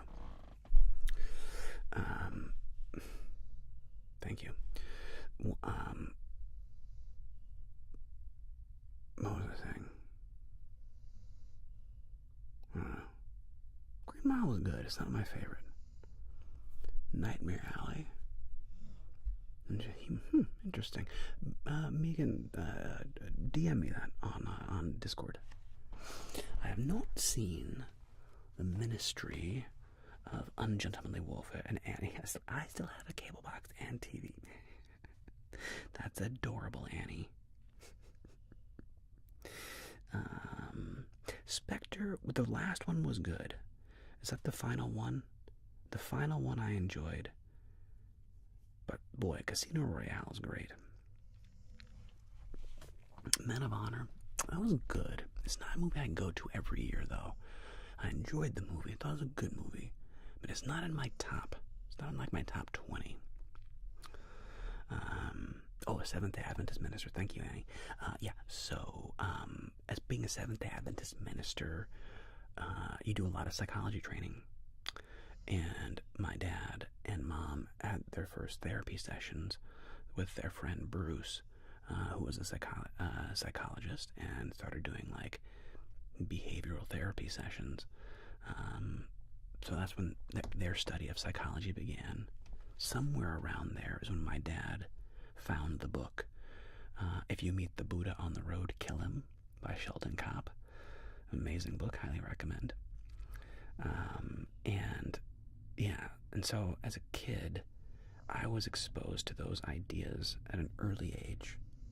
And then my mom was hilarious, so I used to sit there and and like, want to watch, frickin' cartoons in the morning before school or whatever, And I remember this is like I was in junior high, so it was like 91, 92, and instead of watching, MTV in the morning, my mom's like, "Why don't you watch this instead?" And it was if you men are from Mars, women are from Venus. John Gray. And before that, though, from back in the 80s, I remember watching like John Bradshaw videos.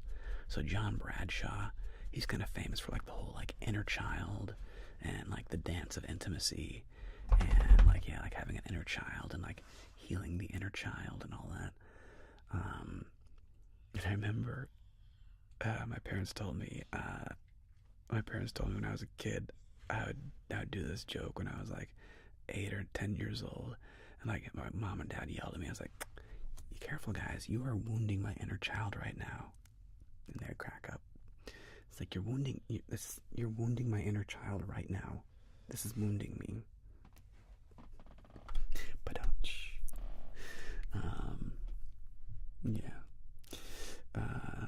so yeah, psychology, psychiatry, it's cool stuff.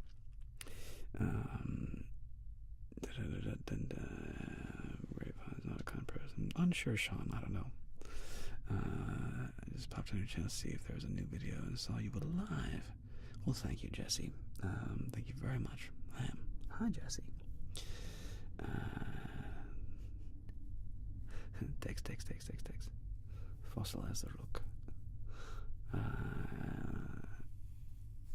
Thank you, Bernardo. Appreciate it. Thank you. Yeah, 310 to Yuma was good. Smart kid. Thank you, Mothproof. Yeah, so I've just had an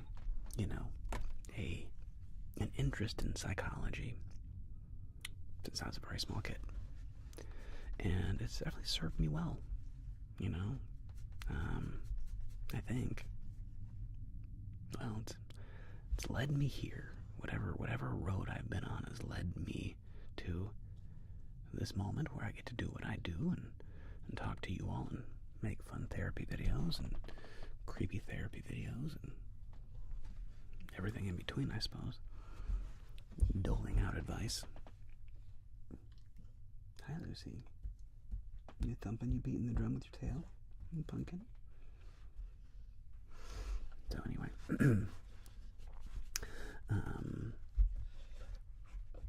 But yeah, it is funny how we end up where we end up. Hey, they're killing gaming. It's really weird. Yeah.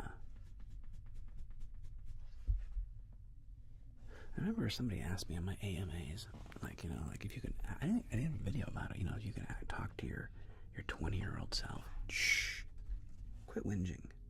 Not you, my dog.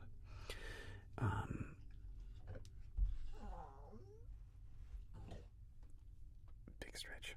The goose is good. Did you see the big stretch?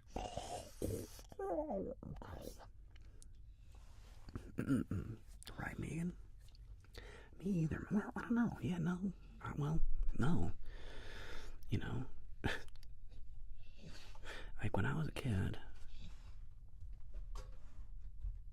Well, when I was a kid, being on YouTube wasn't a thing. Like this was not a job in the 90s, okay? Nobody was thinking about being a YouTuber in the 90s. This was not a thing. Comes, that's it.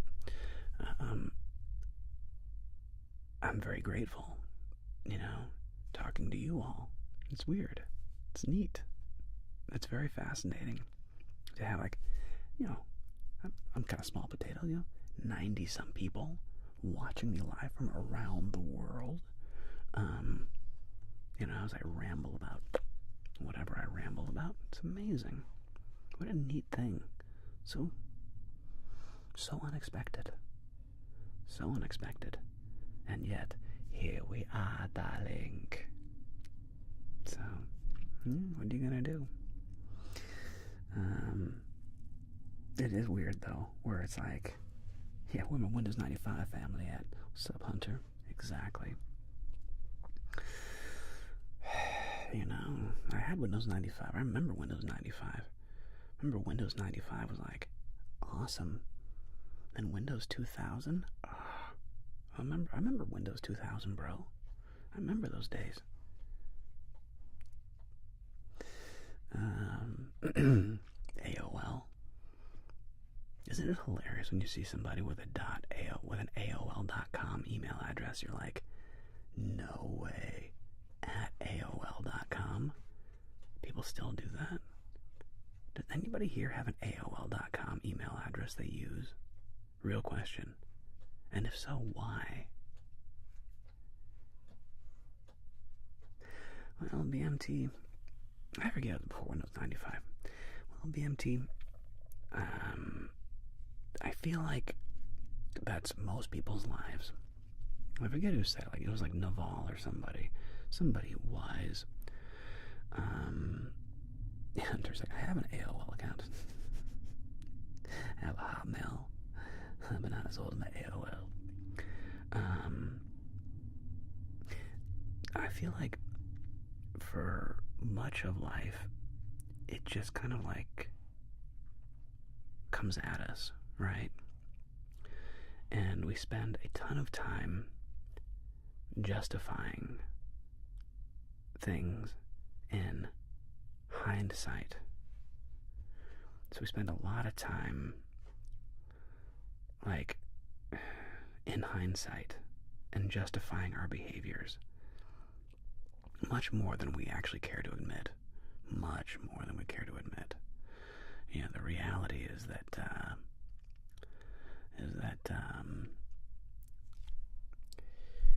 for most of us, most of the time, you know, we're just kind of, we're always reacting. The goal, as we get older, is to try to be less reactive, as you theoretically, but inevitably,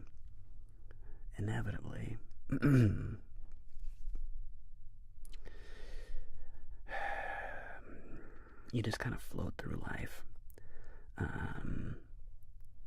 Hey, Moon Reaper, and nice Annie.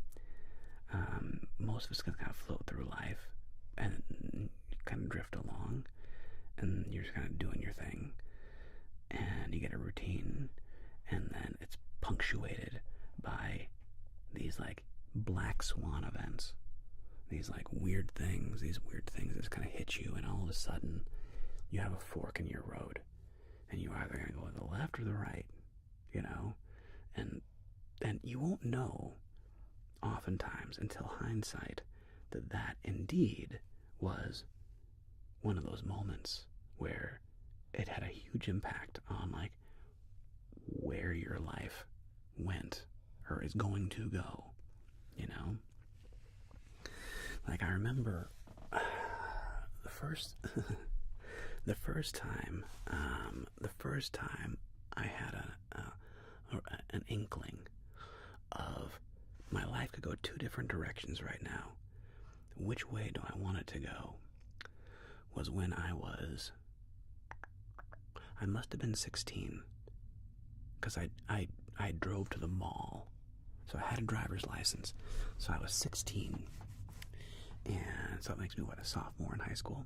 I'm a sophomore in high school, and there was this gal. What was her name? God, what was her name? I can see Rebecca, if you're watching, that'd be amazing. That'd be hilarious. So, I'm 16 years old, and I had a crush on Rebecca. I had met Rebecca a couple years earlier when I was like 14, and I'd been to like a couple house parties with my old friend Adam, and like and just to bring it to real time, this was, she lived in Yellow Springs, Ohio, now made famous by, of course, Mr. Dave Chappelle. And I remember driving to Yellow Springs, or not me driving, being dropped off by my mom, at this house party, and like, there were multiple house parties and dancing, and I was always a pretty good dancer, if I'm being honest. I could always wiggle my butt.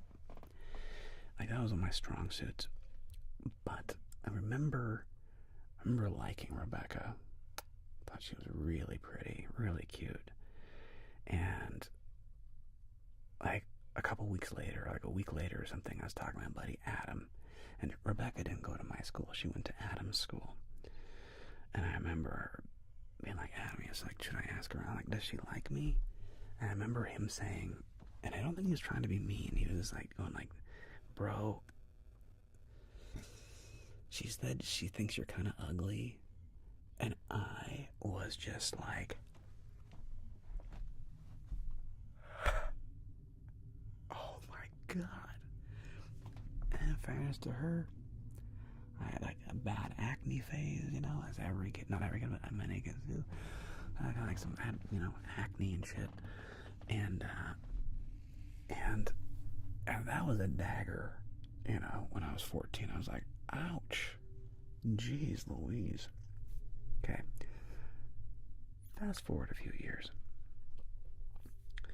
I've just met this new gal, Melissa, who I really liked. She's hot. Ooh, Melissa was a smoke show. What a pretty gal. Ooh, hello, darling. What's happening? Somebody's entering my room.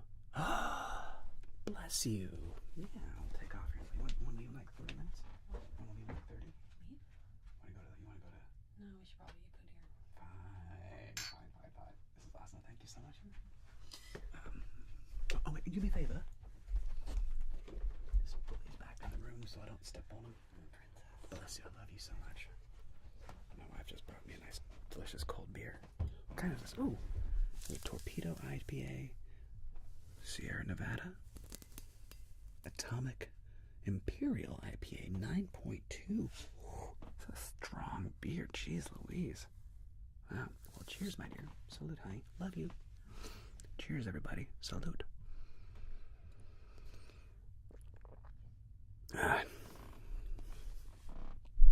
As soon as it hits your lips. So good. So good. So anyway.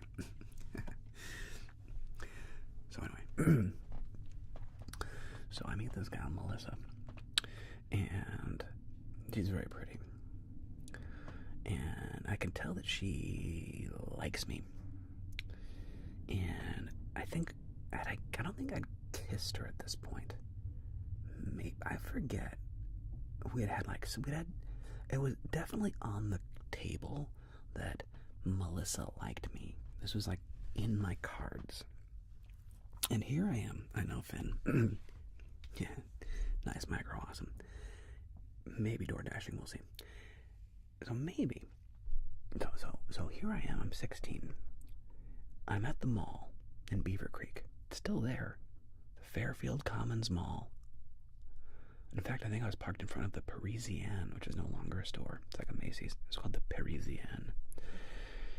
And anyway, I'm in the mall, and I bump into Rebecca. Like, I recognize, she recognizes me. I'm like, oh, hey there. And we start chatting. And we like sat down and like I forget if we had some food or we ended up like talking for like 30 minutes. Maybe more, okay? And I remember this very vivid decision in my mind. It was like, dude, here is the like forbidden fruit. Here is the girl that rejected me when I was 14 or 13. I forget how old I was, 13 or 14. Rejected me. But here she is now, clearly interested. Fascinating. And I remember I made a choice. And it was like, do I go with the ego ripening Rebecca, right? So if I go with Rebecca, here's this person that like thwarted me, and like to get her back now felt like a real conquest. On the other hand, here's this new girl, Melissa. It's beautiful, sweet, seems to like me. And I was like, you know what? I'm choosing Melissa. And I remember that was a very definitive, choice. And that went a type of direction. And honestly, I had a wonderful time. I hope Melissa's doing great. We don't stay in touch or anything. I don't know where she is. I think she's got kids and stuff. I hope she's great. And I chose the Melissa path, right? And no regrets, man. But I do wonder, what if I had chosen the Rebecca path? Well, how would that have shaped my experience of my first relationship, my first girlfriend, how would that have shaped my experience of the world? I have no idea. No idea, but I chose what I chose. And then the next time that happened, where there was this which way, young man, which way are we going, was college. It was getting into NYU, auditioning for Tisch, auditioning for Roosevelt in Chicago, DePaul in Chicago, getting in, auditioning at USC, never hearing back, so never got in, never heard back. But it's which way am I gonna go? Do I do New York? Can't really afford it. Chicago, more affordable, still a lot, but more affordable. I really thought about going to DePaul. And it's also true, I didn't get in immediately. I got, with DePaul, I got on the, waiting list. And I first got the letter, and it said, you're on the waiting list. And then, 2 weeks later, I got the, you're in if you want to be. And I ended up not. I ended up pivoting and moving to Seattle instead. Thank you so much, Kate. I really appreciate that, my dear.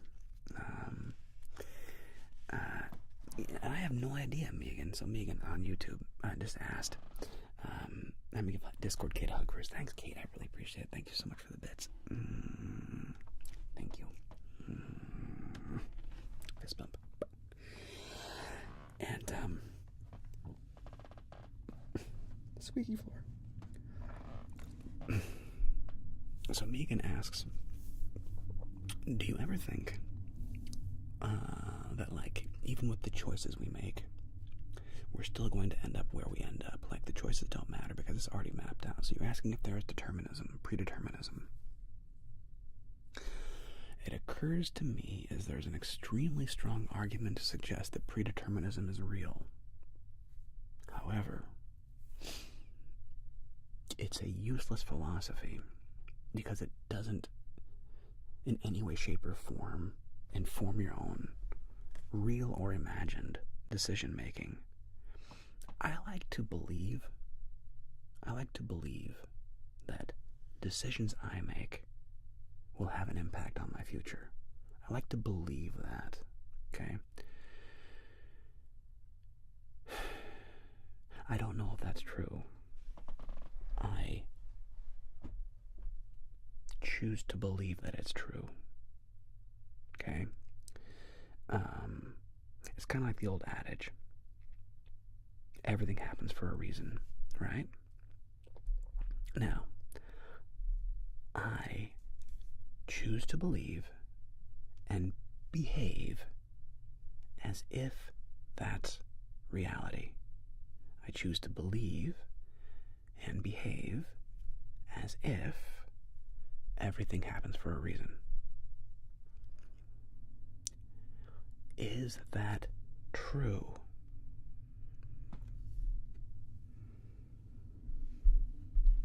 I don't know. Maybe. honestly don't know. But it gives me agency, which I think is very important.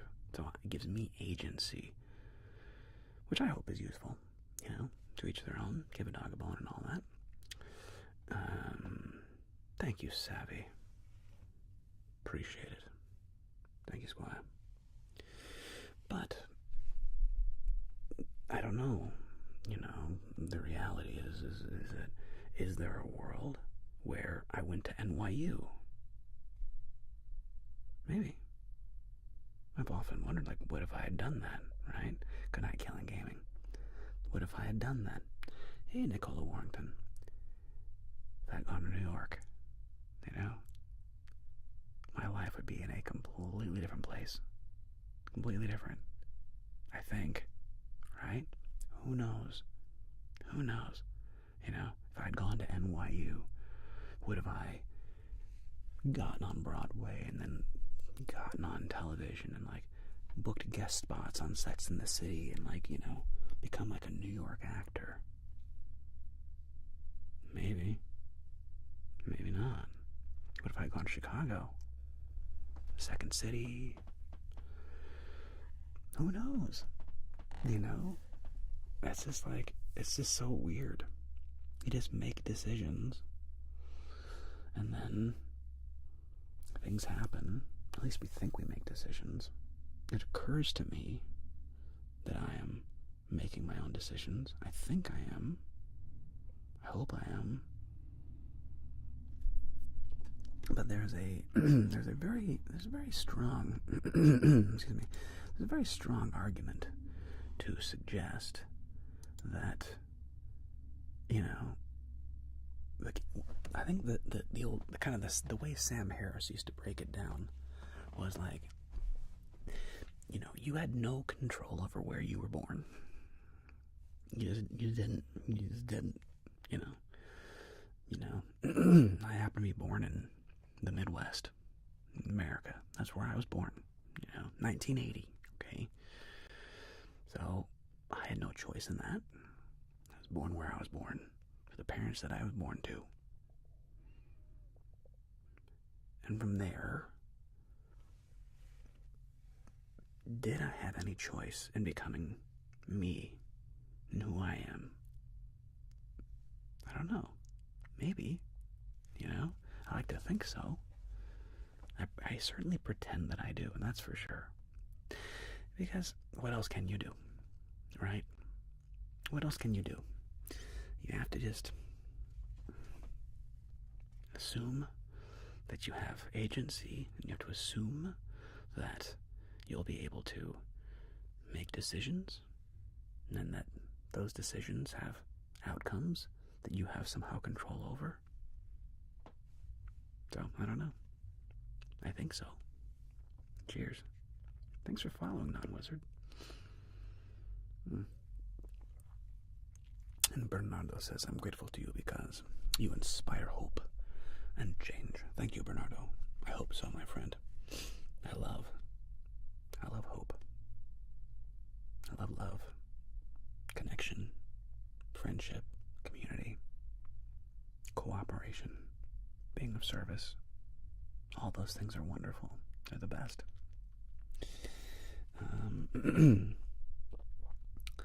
So yeah. And there you go, Kate. There's a theory. Discord Kate says, for YouTubers over on Twitch, Discord Kate says there's a theory that you do indeed choose your parents before you are created. Who knows, man? I love the idea of many lives. Back when I was in college, it was 2003, my mom got really into past life regression therapy, and I was like, go on. And I read this book called Many Lives, Many Masters, and it was about this gal who was a therapist and would hypnotize people into past life regressions, and they would tell these incredible stories, and and I've heard there is one. Take care, Hunter. Thanks so much, man. You're so much welcome, Z. My pleasure, man.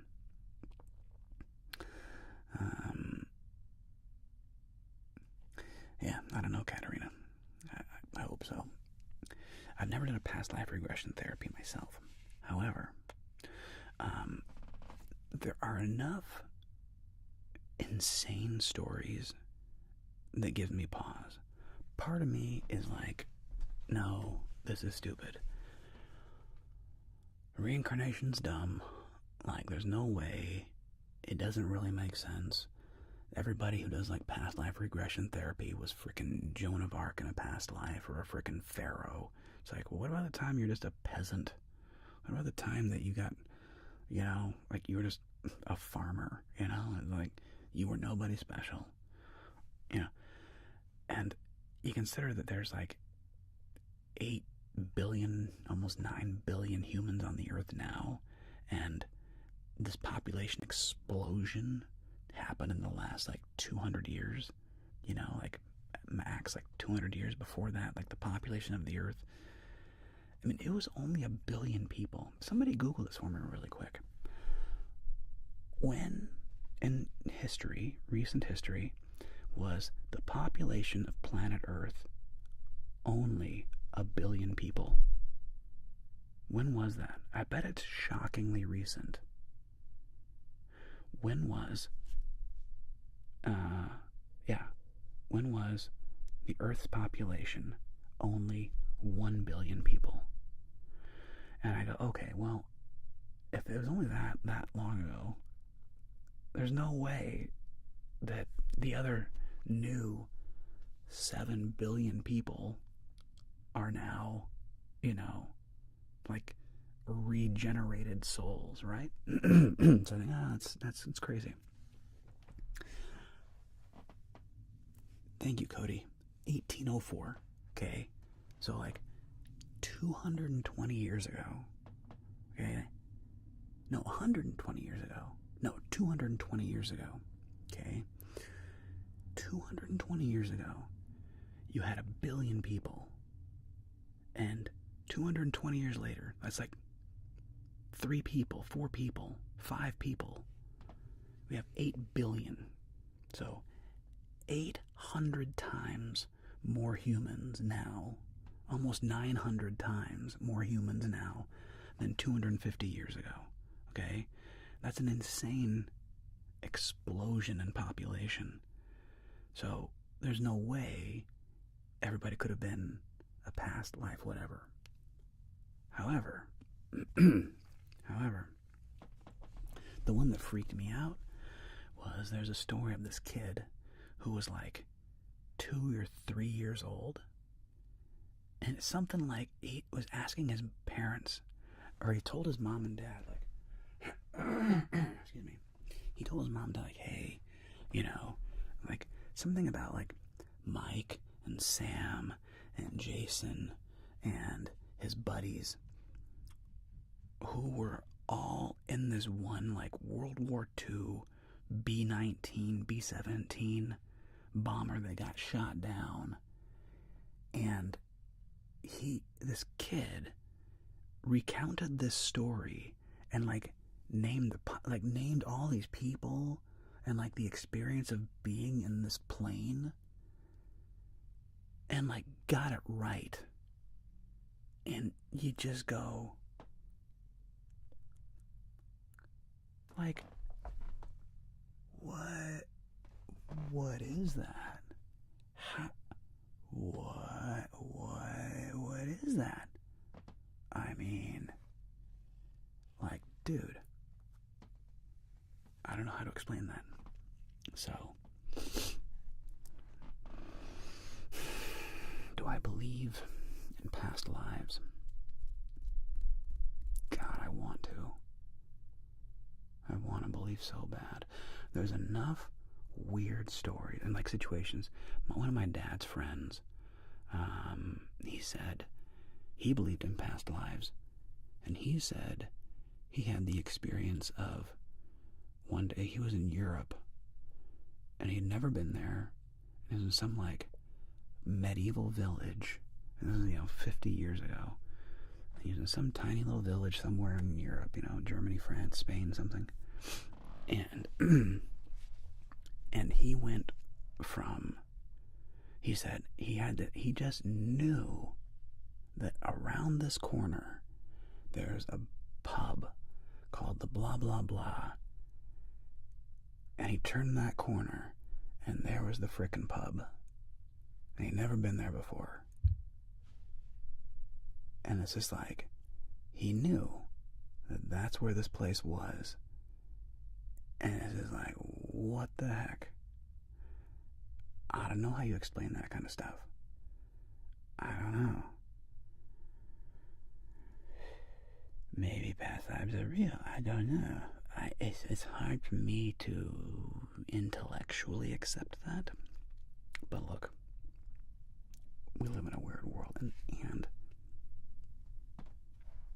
I don't know, man. It may all be a simulation. I don't know, people. I assume it's not. It'd be weird if it was. On the other hand, maybe it'd be weird if it wasn't. I don't think it's a simulation. I'm not closed to the idea. I'm not closed to it. It's possible. I don't think so. But the same thing, it's like, the simulation is the same thing as like, well, do you have free will or not? It's like, Sean, have I seen Saving Private Ryan? Bro, I was raised on it. Seen it like many times. One of my all-time favorite movies. Thanks, 99 Standards. Appreciate it. So, that's interesting, Annie. So, the last billion jump was from 2011 to 2022. So, in the last, 12 years, we gained 1 billion people. Then 99 in 2011, another 1 billion humans. It's insane. So, yeah. So, I don't know. There's a lot of humans that have kind of sprung forth, right? The ghost inside my child. I bet that's fascinating to watch, Dolores. But yeah, whether you're talking about the simulation or you're talking about determinism, it doesn't matter. You know what I mean? It doesn't matter. Because you or I will not behave in any way different. Oh, thanks for the follow, Awarg. You and I will not behave any differently if I knew this was a simulation. If I knew, what would I do differently? Anything? Nothing? Could I ever know? It's like, if you knew that everything was predetermined, and you knew it, does that change? Does that change how you behave? Does it change how you interact with the world? Does it change your decisions? What occur to you as decisions? That's the thing, though. See, it doesn't matter. It doesn't matter. It's just like, but I'll tell you what must be wild. What must be wild. I wonder, what is the experience like of being somebody like an Elon Musk, like somebody who's insanely powerful, like MBS, Putin, Trump, pick your world leader, or somebody that's just insanely rich and powerful, and you go what is their Bill Gates, what is their experience of interacting with reality compared to you and me? Because I bet it's not the same. It must be weird to peek back behind the curtain of the Matrix a little bit. It must be, I don't know. What is the experience of the world when you are one of those humans? It must be wild. Must be wild. I'm sure he is in person. I'm sure he's fine. Sorry. Oh, Oh, thanks, AOR. Appreciate it, man. And, but like, just their experience of life, where it's like, do they view the, I'd just be fascinated to like peek inside the mind of like, what would it be like to be one of those dudes? These like ultra powerful, ultra wealthy movers and shakers, where it's like the rules of life do not apply to them the way they apply to you and me. You know what I mean? Like life's rules don't apply to everybody equally at all. At all. And it'd be fascinating to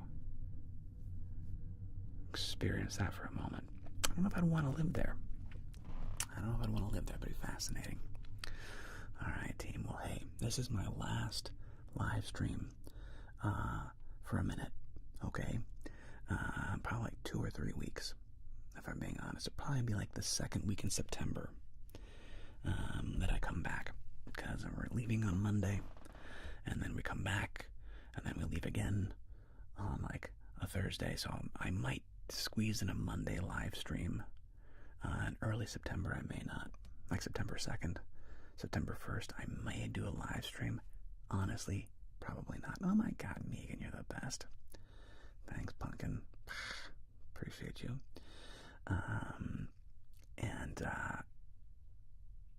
Big hug, thanks, Megan. Oh, too good.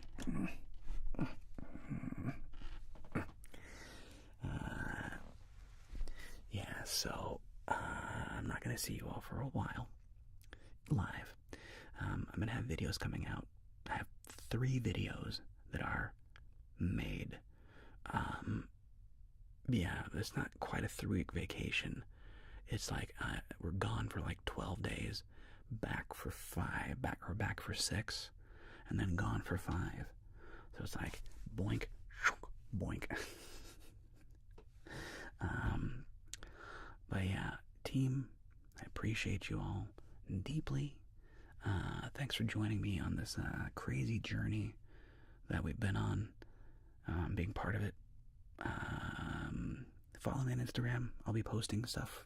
Follow me on Instagram. We'll have Starlink, so every now and again I'll post some new stuff. Okay. So appreciate you all. I'm gonna say goodbye here to YouTube. Have a wonderful day, YouTube, and I'll catch you all on the flip side. All right, bye, YouTube. And for the rest of us, we gotta see who one of our friends is.